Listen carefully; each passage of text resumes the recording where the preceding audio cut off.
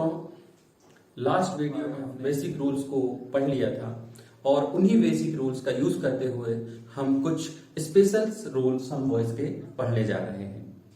और यदि आपने लास्ट वीडियो को नहीं देखा है तो पहले उस लास्ट वीडियो को देख लें, फिर उसके बाद इस वीडियो को देखेंगे तो चीजें और अच्छे से आपको समझ में आएंगी।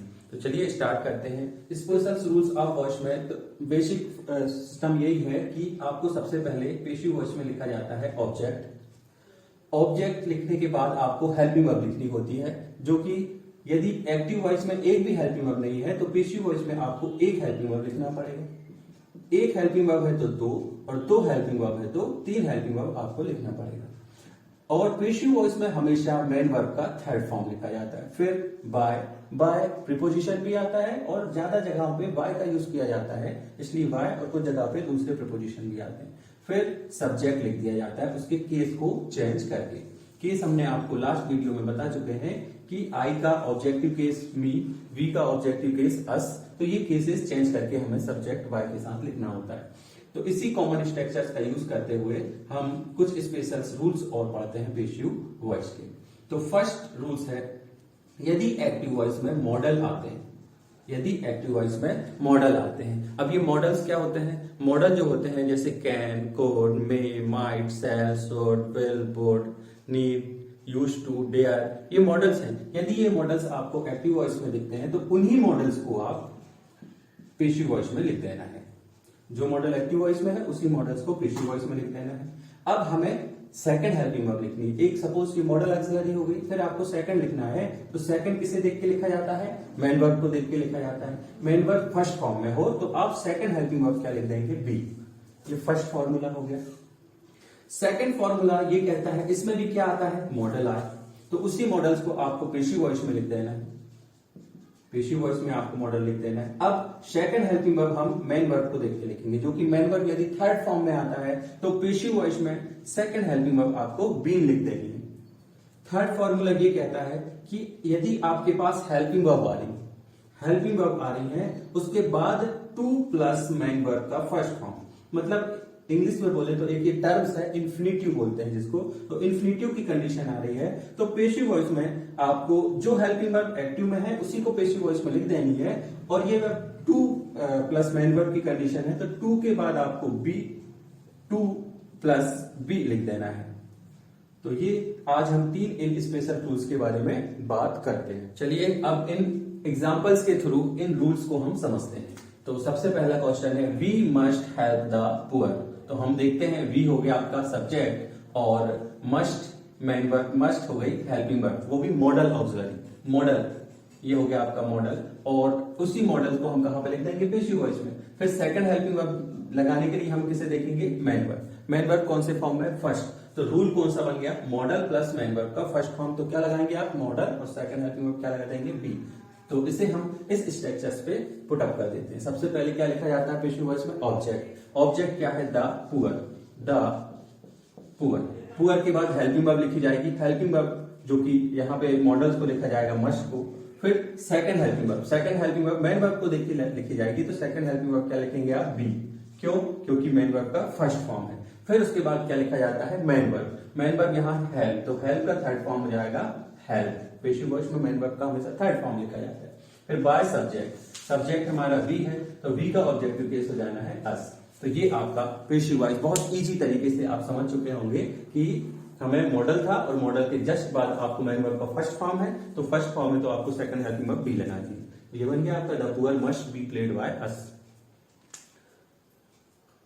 Help by us. सॉरी, ये यहां पे प्लेड नहीं, हेल्प है।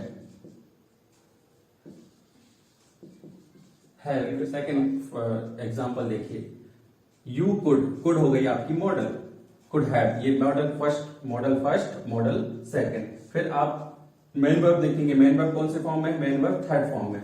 मॉडल हो गया मेन वर्ब का थर्ड फॉर्म, तो सेकंड हेल्पिंग वर्ब क्या लगा देनी है आपको? बी। तो आप देख सकते हैं आपके पास दो मॉडल है तो दोनों मॉडल को इसे हम उठा देंगे, तीसरी जो हेल्पिंग वर्ब लग जाएगी आपकी बी। तो सबसे पहले लिखा जाता है ऑब्जेक्ट। ऑब्जेक्ट क्या है? Object the letter. The letter के बाद हेल्पिंग वर्ब लिखी जाएगी जो कि ये है हेल्पिंग वर्ब कुड हैव। फिर थर्ड हेल्पिंग वर्ब, यहाँ पे थर्ड हेल्पिंग वर्ब का भी यूज होना है, थर्ड हेल्पिंग वर्ब लिखी जाएगी है बी।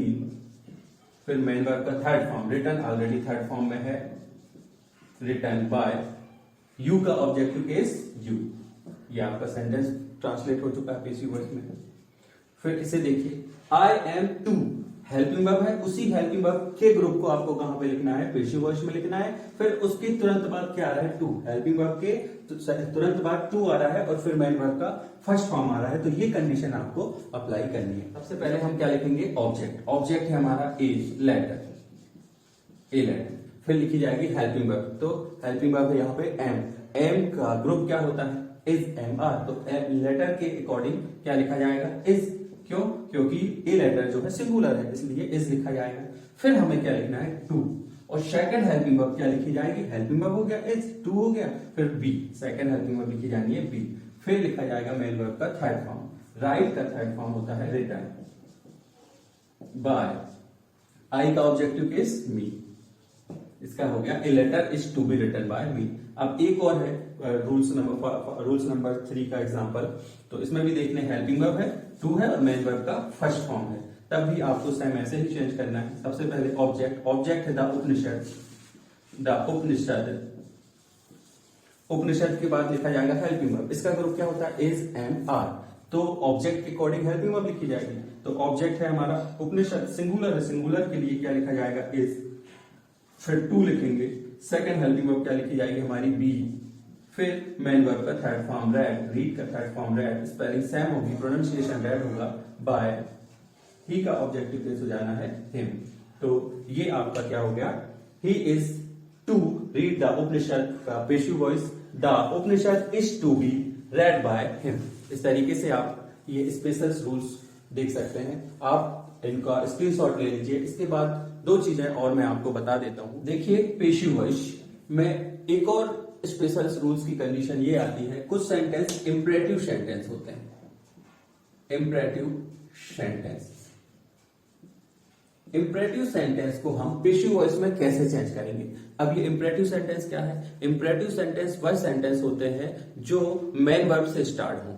यदि एक्टिव वॉइस में जो सेंटेंस मेन वर्ब से स्टार्ट होंगे उन्हें इंपरेटिव सेंटेंस कहते हैं। उन इंपरेटिव सेंटेंस को हम पैसिव वॉइस में चेंज करने के लिए किन रूल्स का यूज करेंगे, तो जो सेंटेंस कैसे स्टार्ट हो, मेन वर्ब से स्टार्ट हो, मेन वर्ब के वो भी फर्स्ट फॉर्म से स्टार्ट, तो उसके लिए आप पैसिव वॉइस में स्ट्रक्चर लिखेंगे, let plus object, let plus object plus be, let plus object plus be और मेन वर्ब का थर्ड फॉर्म। ये थोड़ा सा डिफरेंट होगा स्ट्रक्चर।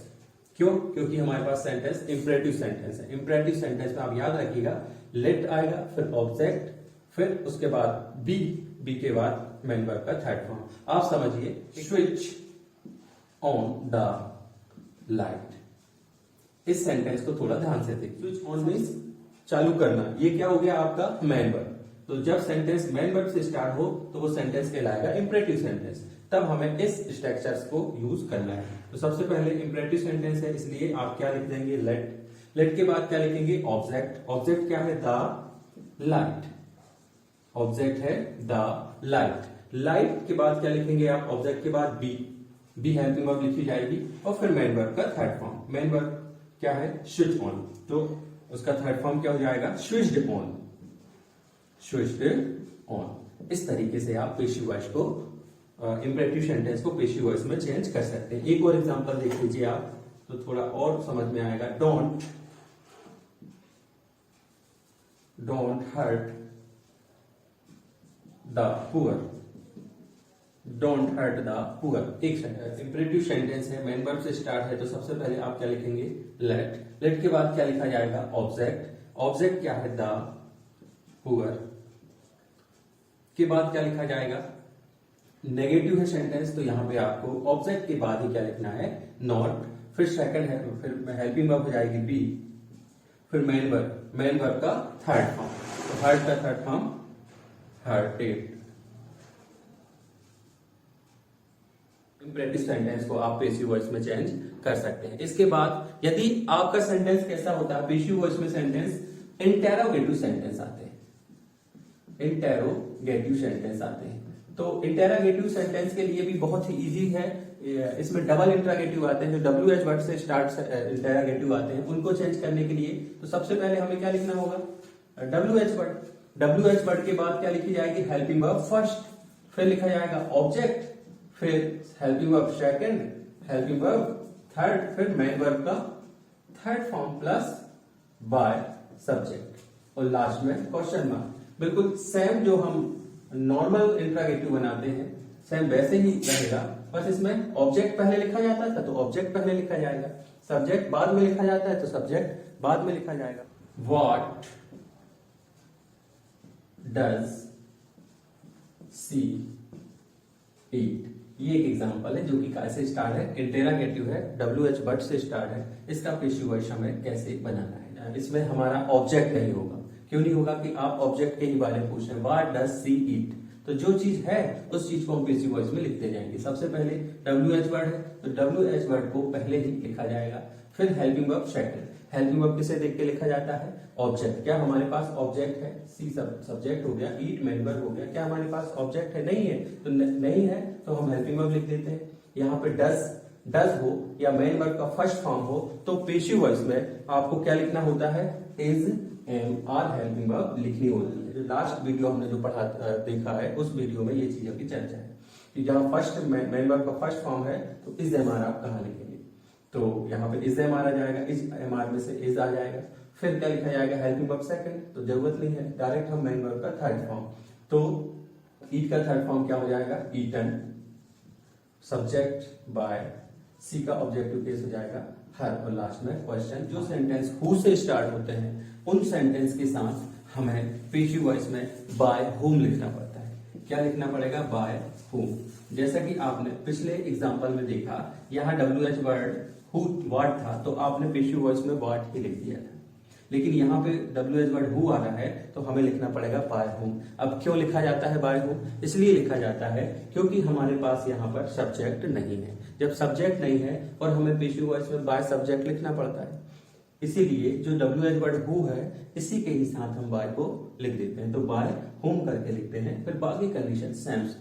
तो इसके बाद लिखी जाएगी हेल्पिंग वर्ब। अब हेल्पिंग वर्ब क्या है, हमारे पास हैज, तो हैज का ग्रुप होता है हैज और हैव, वो किसे देख के लिखा जाएगा, ऑब्जेक्ट को। ऑब्जेक्ट है हमारा पेन, सिंगुलर है इसके साथ लिख जाएगा हैज, फिर लिखा जाएगा ऑब्जेक्ट हैव पेन, फिर मेन वर्ब, फिर सेकंड हेल्पिंग वर्ब लिखी जाएगी। Second helping verb main verb को देख के, मेन वर्ब थर्ड फॉर्म में है तो सेकंड हेल्पिंग वर्ब क्या लिख देंगे, बीइंग, और फिर मेन वर्ब का third form. Stolen already third form में है ही बस, और फिर आपके पास सब्जेक्ट है ही, लास्ट में क्या लिख जाएगा, ऑब्जेक्ट।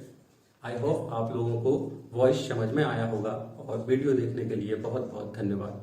जय हिंद।